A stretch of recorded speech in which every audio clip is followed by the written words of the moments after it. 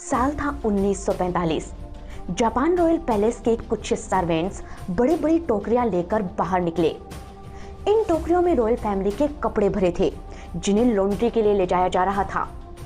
इन्हीं में से एक टोकरी में कपड़ों के बीच छिपा कर रखा गया था एक टेप, जिसमें कुछ ऐसा रिकॉर्ड किया गया था जो जापान ही नहीं बल्कि पूरी दुनिया के इतिहास को बदल कर रखने वाला था।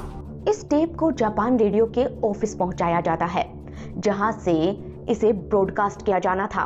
15 अगस्त 1945 जापान की सड़कों पर सन्नाटा पसरा था।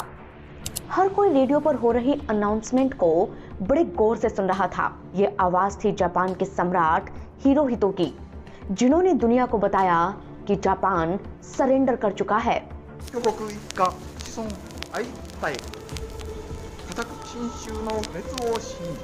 हिरोहितो के इस ऐलान के साथ ही दुनिया भर के देशों में चल रहा सेकेंड वर्ल्ड वॉर खत्म हो जाता है।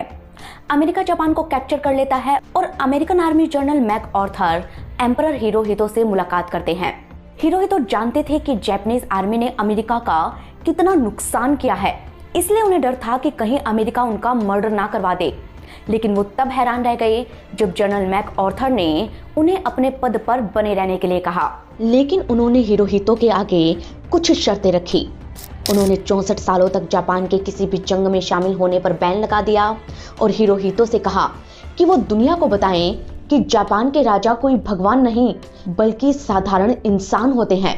उन्होंने हिरोहितो को जापान में डेमोक्रेसी लाने के लिए फोर्स किया।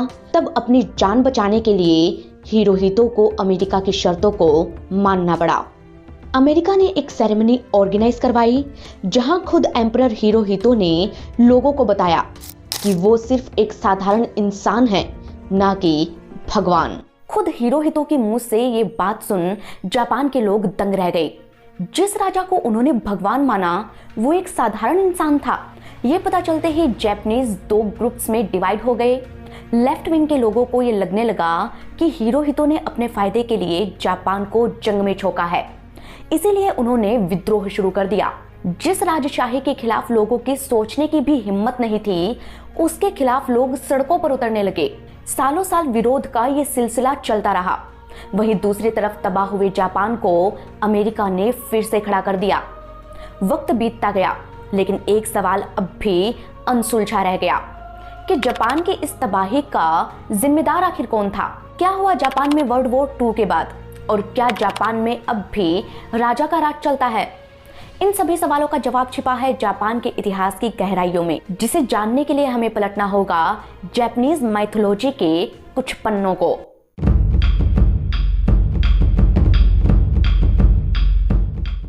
देश की राजधानी दिल्ली से 5696 किलोमीटर दूर एशिया कॉन्टिनेंट के ईस्ट में बसा है the land of the rising sun, Japan.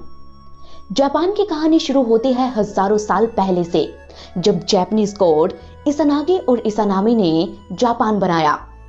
Japanese mythology बताती है कि एक दिन गॉड इसानागी का सामना थंडर गॉड से हुआ।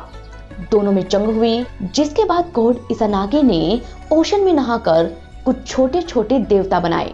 उनकी राइट आई से गिरी ड्रॉप्स ने मून गॉड, लेफ्ट आई से गिरी ड्रॉप्स ने सन गॉडेस अमातरासु को बनाया। नॉर्थ से गिरी ड्रॉप्स ने ओशन गॉड को पैदा किया। वहीं उनकी सॉर्ड से गिरी ड्रॉप्स ने बनाए अलग अलग ओशन आइलैंड्स। इन्हीं ओशन आइलैंड से मिलकर जापान बना और इन नए गॉड को मिला यूनिवर्स का पूरा कंट्रोल। इनमें सबसे ज्यादा पावरफुल थी सन गॉडेस अमातरासु, जिन्हें सूर्य की देवी कहा जाता था। जापानीज माइथोलॉजी बताती है कि एक बार अमातरासु का अपने भाई ओशन गॉड से भयानक झगड़ा हो गया। दोनों में जंग हुई और अमातरासु को गुफा में छिपना पड़ा। अमातरासु के छिपते ही दुनिया भर में अंधेरा छा गया। दुनिया को रोशन करने के लिए अमातरासु को बाहर लाना जरूरी था, इसीलिए बाकी के जापानीज गॉड ने उन्हें बाहर लाने का प्लान बनाया। उन्होंने अमातरासु की गुफा के बाहर नाचना गाना शुरू कर दिया। कई दिनों तक उन्होंने गुफा के बाहर सेलिब्रेशन किया और अमातरासु को बाहर बुलाते रहे। कुछ दिनों बाद जाकर अमातरासु का गुस्सा शांत हुआ और वो गुफा से बाहर आई। कहते हैं कि उनके बाहर आते ही दुनिया फिर से रोशन हो गई और यहीं से शिंटो धर्म की उत्पत्ति हुई। शिंटो का मतलब था way of God. Shinto Japan का मेन रिलीजन है और अमातरासु के बाहर आने की खुशी में शिंटो लोग आज भी इस फेस्टिवल को सेलिब्रेट करते हैं। उन्होंने अमातरासु के वंशजों को राजा बनाया और तब से ही ये माना जाने लगा कि राजा भगवान का अवतार होते हैं। कहते हैं कि यहीं से जापान में राजशाही की नींव पड़ी और जापान के पहले राजा बने एम्परर जिमू। जिमू यूनाइटेड जापान पर राज करने वाले पहले राजा थे। उनके बाद जितने भी राजा हुए वो बुद्धिज्म के करीब थे, लेकिन जापान की जनता शिंटो रिलीजन को मानती थी। इस रिलीजन के लोग बड़े बड़े श्राइन में जाकर वर्शिप करते हैं, लेकिन आपको ये जानकर हैरानी होगी कि इन शिंटो श्राइन में कोई मूर्ति नहीं होती, बल्कि ये लोग यहाँ जाकर अपने एंसेस्टर्स और जंग में मारे गए सैनिकों को याद करते हैं। शिंटो रिलीजन एंसेस्टर्स, नेचर और एनिमल्स को वर्शिप करता है और शिंटो श्राइन के हेड प्रीस्ट खुद जापान के एम्परर होते हैं। जापान के लोग राजा को लिविंग गॉड यानी कि जीवित देवता की तरह पूजते थे। 12th सेंचुरी तक जापान में राजशाही चलती रही, लेकिन फिर कुछ ऐसा हुआ जिसने जापान के इतिहास को बदल कर रख दिया। हुआ यूं कि 13th सेंचुरी आते आते जापान के अलग अलग पावरफुल वॉरलॉर्ड्स सत्ता हासिल करने की कोशिश करने लगे, जिसके कारण जापान में सिविल वॉर के हालात बन गए और पावर में आने के लिए लगातार कत्लेआम होने लगे। 15th सेंचुरी तक ऐसा ही चलता रहा और जापानीज एम्परर को क्योटो में बने उनके पैलेस में हाउस अरेस्ट करके शोगन्स जापान पर राज करने लगे। शोगन्स एक तरह की मिलिट्री डिक्टेटर यानी कि सैन्य तानाशाह थे, जिन्होंने जापान के राजा को कठपुतली बनाकर रख दिया। 1857 तक शोगन्स का रूल रहा और इस पीरियड को जापानीज हिस्ट्री में ईडो एरा के नाम से जाना जाता है। कहते हैं कि ये जापान का सबसे बुरा दौर था। शोगन्स आपस में ही इतनी लड़ाइयां करते थे कि वो डेवलपमेंट पर ध्यान ही नहीं दे पाए। नतीजा ये रहा कि जापानीज इकोनॉमी क्रैश कर गई। वक्त वक्त पर खतरनाक अकाल पड़ने से लोगों के पास खाने तक के लिए नहीं बचा। शोगन्स ने सोकोकू प्रिंसिपल अपनाया, जिसके मुताबिक जापान के लोगों के दूसरे देश में जाने और विदेश से किसी के भी जापान में घुसने पर सख्त पाबंदी थी। इस रूल को तोड़ने वाले को सीधे सजाए मौत मिलती थी। इस तरह शोगन्स ने जापान को एक क्लोज्ड कंट्री बनाकर रख दिया। हाल ये था कि विदेश जाने की परमिशन नहीं थी और देश के भीतर लोग भूखों मर रहे थे। इस वजह से लोगों में गुस्सा पैदा हुआ, जिसने शोगन्स के रूल को खत्म करके रख दिया। हुआ यूं कि 1854 में यूएस के 4 गनबोट्स जापान के योकोसुका कोस्ट पर पहुंचते हैं। इन्होंने एक के बाद एक लगातार फायर किया और जापान के लोगों में दहशत पैदा कर दी। इसके बाद ये कोई और हमला किए बिना ही वापस चले जाते हैं। इन गनबोट्स को भेजा था यूएस कमांडर मैथ्यू पेरी ने। कहते हैं कि ये उनकी गनबोट डिप्लोमेसी का हिस्सा था, जिसका मकसद महज किसी देश को डराना होता था। अब जापान में भले ही मिलिट्री डिक्टेटर्स का राज था, लेकिन फिर भी यहाँ की मिलिट्री बेहद कमजोर थी। यूएस के गनफायर से शोगन्स घबरा गए और उन्हें फॉरेन ट्रेड के लिए अपने देश के दरवाजे खोलने पड़े। लेकिन अब सवाल ये आता है कि यूएस को आखिर जापान की जरूरत क्या थी? इसके पीछे एक और कहानी है। इतिहास बताता है कि ये वो दौर था जब पूरी दुनिया में ईस्ट एशिया के सामान की जबरदस्त डिमांड थी। जब तक चीन पर अंग्रेजों का राज रहा, तब तक वो ये सामान दुनिया भर में एक्सपोर्ट करते थे।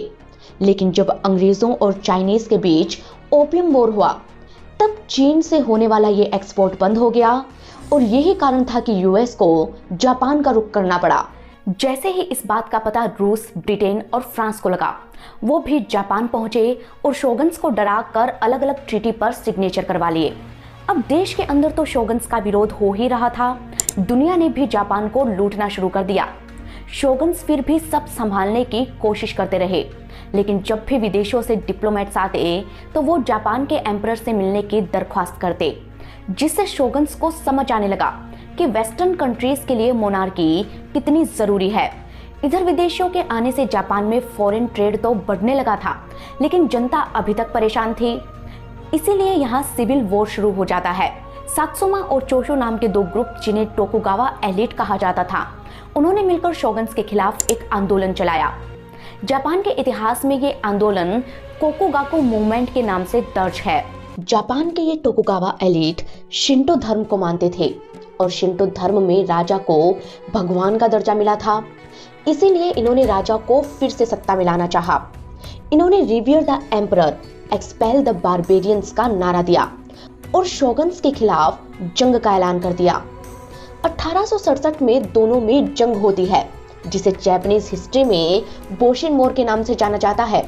इस जंग में शोगन्स हार जाते हैं और टोकुगावा एलीट एम्परर जिमू के 122वें वंशज प्रिंस मुसुहितो को जापान का नया राजा बना देते हैं। मुसुहितो उस वक्त सिर्फ 14 साल के थे, जिन्हें नाम दिया गया मेजी एम्परर। टोकुगावा एलीट पर्दे के पीछे से राज करने लगते हैं और मेजी एम्परर जापान का नया चेहरा बनकर उभरते हैं। अब जापान का गोल्डन पीरियड शुरू होता है। मेजी एम्परर ने सबसे पहले जापान की कैपिटल को क्योटो से टोक्यो शिफ्ट किया। वेस्टर्न वर्ल्ड में अपनी धाक जमाने के लिए वो ट्रेडिशनल शिंटो ड्रेस को छोड़कर वेस्टर्न यूनिफॉर्म पहनने लगते हैं। उन्होंने जापान के दरवाजे दुनिया के लिए खोल दिए। दुनिया भर के देश जापान के साथ वाटर ट्रेड करने लगे। उनकी सरकार में पहली बार कैबिनेट सिस्टम आया और उन्होंने ही यासुकुने श्राइन बनाई, जो जापान की सबसे बड़ी शिंटो श्राइन थी। 1872 में जापान में पहली बार ट्रेन आई। 1880 में यहाँ के सारे बड़े शहरों को टेलीग्राफ लाइन से जोड़ दिया गया। सिल्क प्रोडक्शन में जापान चाइना से भी आगे निकल गया और 1889 में जापान में नया कॉन्स्टिट्यूशन आया। 1890 में यहाँ नेशनल असेंबली का गठन हुआ। अब तक जापान की आर्मी और नेवी भी बेहद मजबूत हो चुके थे। जापान पानी से घिरा देश है। अपने नेवल पावर को बढ़ाने के लिए इन्होंने विदेशों से शिप खरीदने और बड़े शिप बनाने पर लगे बैन को हटा दिया, जिसके बाद जापान की नेवी में एक से एक जहाजी बेड़े शामिल होते थे और यहाँ की नेवी और आर्मी इतनी मजबूत हो गई कि जंग में चीन तक को हरा दिया। 1895 में हुए चाइना जापानीज वॉर में जापान ने चीन को हराकर ताइवान को जीत लिया। 1905 में रूस को हराकर मंचूरिया और कोरिया पर कब्जा कर लिया। कहते हैं कि जापानीज आर्मी इतनी स्ट्रांग हो चुकी थी कि पूरे एशिया में उनका दबदबा था। इसीलिए जापान ने एक एक करके दूसरे देशों पर कब्जा करना शुरू कर दिया। इतिहास बताता है कि जापानीज फोर्स के सोल्जर राजा के नाम पर मरने मारने को हरदम तैयार रहते थे, इसीलिए ये आर्मी और भी खतरनाक हो जाती थी। हालांकि 1912 में खुद मेजी एम्परर ने स्टमक कैंसर के कारण दुनिया को अलविदा कह दिया। कहते हैं कि मरने से पहले उन्होंने इंपीरियल हाउस होल्ड लॉ पास किया था, जिसके मुताबिक राजा के सबसे बड़े बेटे को ही अगला राजा बनाना होता था। इस लॉ की वजह से जापान में उत्तराधिकारी को लेकर कोई कंफ्यूजन तो नहीं बचा, लेकिन प्रॉब्लम ये थी कि मेजी एम्परर के इकलौते बेटे योशिहितो को मेनिंजाइटिस था। मेनिंजाइटिस एक ऐसी बीमारी है जिसमें उम्र बढ़ने के साथ साथ ब्रेन डैमेज होने लगता है। योशिहितो की इस बीमारी के बारे में जापान रॉयल कैबिनेट को भी मालूम था, लेकिन इंपीरियल हाउस होल्ड लॉ के कारण उन्हें योशिहितो को ही राजा बनाना पड़ा, क्योंकि वो एम्परर मेजी की इकलौती संतान थे। योशिहितो को नाम मिला ताइशो एम्परर। 1916 आते आते ताइशो एम्परर की तबीयत बिगड़ने लगी। वो कोई भी डिसीजन लेने के काबिल ही नहीं रहे। इससे जापानीज कैबिनेट के लोग काफी परेशान हो गए और उन्हें ताइशो के सबसे बड़े बेटे हिरोहितो को रीजेंट बनाना पड़ा। रीजेंट का मतलब होता है राज्याधिकारी, यानी कि राज तो एम्परर ताइशो का ही था, लेकिन उसे संभालने की जिम्मेदारी हिरोहितो के कंधों पर आ गई। हिरोहितो ताइशो के 4 बच्चों में सबसे बड़े थे और वो जापान के क्राउन प्रिंस भी थे। हिरोहितो का ग्लोबल व्यू डेवलप हो सके, इसके लिए उन्हें यूरोप टूर पर भेजा गया। कहते हैं कि दुनिया भर के अलग अलग राजाओं से मिलकर हिरोहितो ने राज करने का तरीका जाना। लोगों से जुड़ने के लिए उन्होंने जापान का भी दौरा किया। वो जहां भी जाते लोग उनका खुले दिल से स्वागत करते। लोगों के प्यार ने हिरोहितो को नए जोश से भर दिया। कहते हैं कि साल 1925 में ताइशो एम्परर का देहांत हो जाता है, जिसके बाद 1926 में हिरोहितो को जापान का नया राजा बनाया जाता है। हिरोहितो ने खुद को नाम दिया शोवा एम्परर, जिसका मतलब होता है शांति दूत। लेकिन इस नाम से बिल्कुल उलट उस दौर में जापान ने जमकर खून खराबा मचाया। हिरोहितो ने एक्सपेंशन की स्ट्रेटजी को फॉलो किया। जापानीज आर्मी अलग अलग देशों पर लगातार हमले करती और उन्हें जीतकर जापान का हिस्सा बना लेती। हालांकि कुछ इतिहासकार ये भी मानते हैं कि उनका इन युद्धों से कोई लेना देना नहीं था, क्योंकि मेजी कॉन्स्टिट्यूशन में राजा को जापान के पॉलिटिकल और मिलिट्री अफेयर्स में इंटरफेयर करने का हक नहीं था। वो तो खुद नहीं चाहते थे कि जापानीज आर्मी मंचूरिया से आगे बढ़े, लेकिन उसे वापस लौटने का ऑर्डर वो नहीं दे सकते थे। वही कुछ हिस्टोरियंस मानते हैं कि हिरोहितो सब जानते थे और उनकी वजह से ही जापानीज आर्मी लगातार दूसरे देशों पर हमला कर रही थी। जापान के कुछ इतिहासकार इसके पीछे की वजह प्राइम मिनिस्टर टोजो को भी मानते हैं। वही कुछ थ्योरीज कहती है कि जापानीज आर्मी के कई ऑफिसर्स पूरे एशिया पर कब्जा करने का ख्वाब पाले बैठे थे। उन्हें रोक पाना नामुमकिन था और राजा को भी उनकी सलाह माननी पड़ती थी, वजह चाहे जो रही हो। लेकिन लगातार मिल रही जीत के कारण जापानीज फोर्सेस का मोटिवेशन बढ़ता गया और इसी चक्कर में वो पर्ल हार्बर पर अटैक करने की गलती कर बैठे। 7 दिसंबर 1941 सुबह के 7 बजे जापानीज आर्मी अमेरिका के हवाई आइलैंड में बने पर्ल हार्बर नेवल बेस पर बिना किसी वार्निंग के कारपेट बॉम्बिंग कर देती है। उस दिन रविवार था, इसीलिए अमेरिकन नेवी भी अलर्ट पर नहीं थी, जिसका फायदा उठाकर जापान ने इतना जबरदस्त हमला किया कि अमेरिकन सोल्जर्स को संभलने का मौका तक नहीं मिला। कहते हैं कि जापान ने यूएस पैसिफिक फ्लीट को बेअसर करने के लिए 2 फेज में ये अटैक किया था। पहले फेज में 183 फाइटर जेट्स और दूसरे फेज में 177 फाइटर जेट्स ने पर्ल हार्बर पर बम गिराए। कहते हैं कि इससे इतनी तबाही मची कि यूएस के 6 वॉरशिप, क्रूजर्स और डिस्ट्रॉयर समेत 200 से ज्यादा एयरक्राफ्ट्स तबाह हो गए और 2000 से भी ज्यादा अमेरिकन सोल्जर्स मारे गए। जापान के इस हमले से अमेरिका बौखला गया और जंग से बच रहे यूएस को आखिरकार जंगे मैदान में आना ही पड़ा। अगले ही दिन यानी कि 8 दिसंबर को American president Franklin D Roosevelt ने वर्ल्ड वॉर 2 में शामिल होने का ऐलान कर दिया, लेकिन जापान बिना रुके आगे बढ़ता रहा।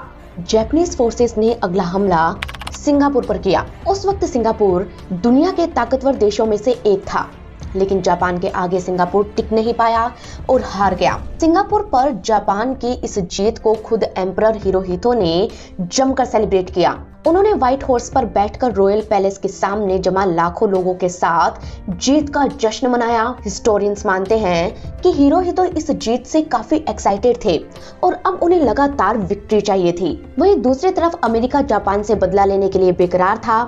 जून 1942 में अमेरिका और जापान के बीच द बैटल ऑफ मिडवे लड़ा जाता है, जिसमें जापान की हार होती है। 1945 में दोनों देशों के बीच बैटल ऑफ ओकिनावा लड़ा जाता है, जिसमें भी जापानीज हार जाते हैं। इधर जापानीज नेवी को भी लगातार हार का सामना करना पड़ रहा था। बावजूद इसके वो रुके नहीं, क्योंकि एम्परर हिरोहितो जिद पर अड़े थे। कुछ इतिहासकार मानते हैं कि उनकी मां को लगता था कि जापान कभी हार ही नहीं सकता। हिरोहितो पर उनकी मां का बहुत असर था और वो उनके फैसलों के खिलाफ जाने की सोच भी नहीं सकते थे। जब जापान ने हार नहीं मानी तो उसे रोकने के लिए अमेरिका को न्यूक्लियर बॉम्ब गिराने पड़े। 1945 में अमेरिका ने हिरोशिमा पर लिटिल बॉय और नागासाकी पर फैट मैन गिराया, जिसमें करीब 1.5 लाख से ज्यादा लोग मारे गए। इसके बाद जापान को सरेंडर करना पड़ा। 15 अगस्त 1945 को एम्परर हिरोहितो के सरेंडर स्पीच को रेडियो जापान पर ब्रॉडकास्ट किया गया, जिसे लेकर जापान में एक स्टोरी काफी मशहूर है। कहते हैं कि हिरोहितो ने इस सरेंडर स्पीच को काफी दिन पहले ही रिकॉर्ड कर लिया था, लेकिन जापानीज आर्मी के कुछ ऑफिसर्स सरेंडर करने को तैयार ही नहीं थे, इसलिए इसे ब्रॉडकास्ट नहीं किया गया। हालांकि जब जापान पर अमेरिका के न्यूक्लियर अटैक के बावजूद ये ऑफिसर्स जंग रोकने को तैयार नहीं हुए, तब टोकरियों में छिपाकर इस टेप को रेडियो जापान के ऑफिस तक पहुंचाया गया। सरेंडर करते ही अमेरिकन आर्मी ने जापान को कैप्चर कर लिया। American army general MacArthur खुद जापान आए और यहाँ की तबाही देख इसे फिर से बिल्ड करने का प्लान बनाया। उन्होंने सबसे पहले एम्परर हिरोहितो से मुलाकात की और उन्हें राजा बने रहने दिया, क्योंकि वो जानते थे कि जापान का फ्यूचर बदलने के लिए उन्हें राजा की जरूरत पड़ेगी। हालांकि अब हिरोहितो को जापान के लोगों को ये बताना था कि वो भगवान नहीं है, लेकिन जब उन्होंने ऐसा किया तो जापान में इस बात को लेकर बहस छिड़ गई कि फिर जापान को जंग में झोंकने का जिम्मेदार आखिर कौन था। अपनों को खोने का जबरदस्त गुस्सा लोगों में था, इसलिए दोषियों को सजा देने के लिए टोक्यो ट्रायल चलाया गया। इस ट्रायल में जापान के पीएम हाडेकी टोजो समेत 7 लोगों को युद्ध के लिए जिम्मेदार ठहराया गया और उन्हें सूली पर चढ़ा दिया गया। कहते हैं कि ट्रायल के दौरान टोजो ने खुद कहा था कि सारे फैसले उनके थे और वो सूली पर चढ़ने के लिए तैयार हैं उस वक्त उन्हें काफी नफरत भी झेलनी पड़ी और उन्हें चांटा भी मारा गया, लेकिन एम्परर हिरोहितो को पाक साफ करार दे दिया गया। हालांकि जापान के लोगों ने यह सवाल उठाए कि जापानीज कामाकाजी पायलट तो एम्परर के नाम पर कुर्बानी दिया करते थे, फिर एम्परर हिरोहितो को जिम्मेदार क्यों नहीं माना जाना चाहिए। इसलिए लेफ्ट विंग के लोग खुलकर राजा के विरोध में आ गए और तब से हर साल ये लोग यासुकुनी श्राइन के सामने प्रोटेस्ट करते हैं, क्योंकि यासुकुनी ही वो श्राइन है जहां पर जापान के राइट विंग के लोग सेकेंड वर्ल्ड वॉर समेत अलग अलग जंग में मारे गए सभी जापानीज सोल्जर्स को श्रद्धांजलि देने और राजा के प्रति सम्मान जाहिर करने के लिए इकट्ठा होते हैं। वहीं लेफ्ट विंग के लोग मोनार्की और राजा का विरोध करने आते हैं। दोनों में भयानक झड़पें भी होती है, लेकिन शिंटो रिलीजन में हेड प्रीस्ट ही राजा होते हैं। इसीलिए जापान के शिंटो लोगों के लिए राजा आज भी अहमियत रखते हैं। शिंटो लोगों के लिए राजा का वो ही दर्जा है जो कैथोलिक लोगों के लिए पोप का होता है। यही वजह थी कि डेमोक्रेसी आने के बाद राजा के पास पॉलिटिकल पावर भले ही ना रहे हों, लेकिन जापान में राजशाही बरकरार रही।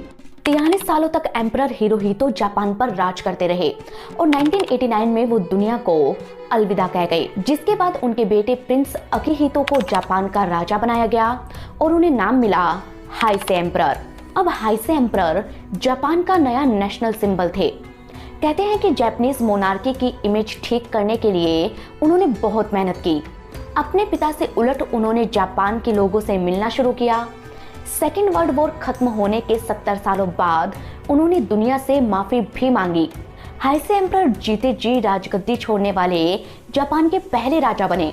साल 2019 में उन्होंने खराब तबीयत का हवाला देकर राजा का पद छोड़ दिया, जिसके बाद उनके बेटे और क्राउन प्रिंस नारुहितो को क्राइसेंथेमम थ्रोन यानी कि राजगद्दी पर बैठाया गया। नारुहितो ने अपनी पढ़ाई ऑक्सफोर्ड से की, जहां उनकी मुलाकात प्रिंसेस मसाको ओडावा से हुई।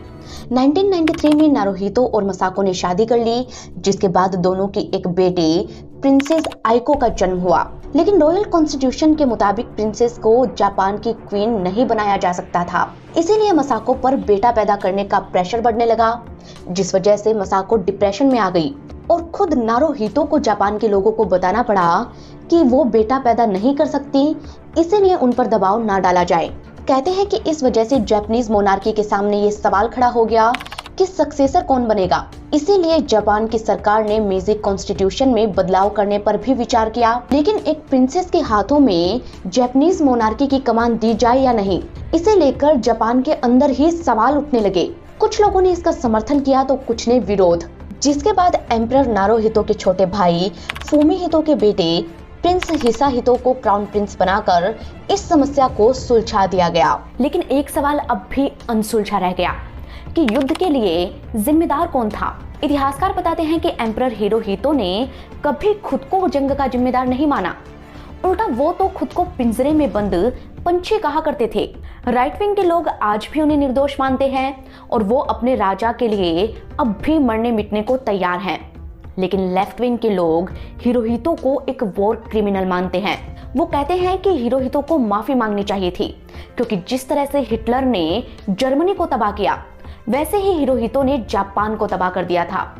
लेफ्ट विंग के लोग कई बार राजशाही को जापानीज सोसाइटी के लिए खतरा बताकर इसे खत्म करने की वकालत करते हैं, लेकिन हकीकत ये है कि जब तक जापान में शिंटो रिलीजन रहेगा तब तक राजशाही भी रहेगी, क्योंकि यहाँ राजा का कनेक्शन डायरेक्ट रिलीजन से जुड़ा है। दुनिया भर के हिस्टोरियन तो इस बात पर भी भरोसा नहीं करते कि जापान की राजशाही 2600 साल पुरानी है। कुछ कहते हैं कि जापानीज रॉयल फैमिली का कनेक्शन कोरियन रॉयल फैमिली से था, तो कुछ कहते हैं कि इसका कनेक्शन चीन से है। जापान की मोनार्की कितनी पुरानी है, इसका सटीक अंदाजा तभी लगाया जा सकता है जब यहाँ के शाही मकबरों की खुदाई की जाए, लेकिन ऐसा रॉयल फैमिली की परमिशन के बिना करना नामुमकिन है। हालांकि जापान के लोग आज सेकेंड वर्ल्ड वॉर के 79 सालों बाद भी एम्परर हिरोहितो के खिलाफ सड़कों पर उतरते हैं और पूछते हैं कि लाखों जापानियों को जंग में झोंकने का जिम्मेदार आखिर हिरोहितो को क्यों ना माना जाए। इस सवाल पर हर किसी की अलग अलग राय है, लेकिन आप अपनी राय क्या रखते हैं हमें कमेंट सेक्शन में जरूर बताएं। और जाने से पहले ये बताना ना भूलें कि आप हमें कहां से देख रहे हैं और अगली रिसर्च रिपोर्ट किस सब्जेक्ट पर देखना चाहते हैं। हम मिलेंगे आपको अगली कहानी के साथ। तब तक के लिए धन्यवाद।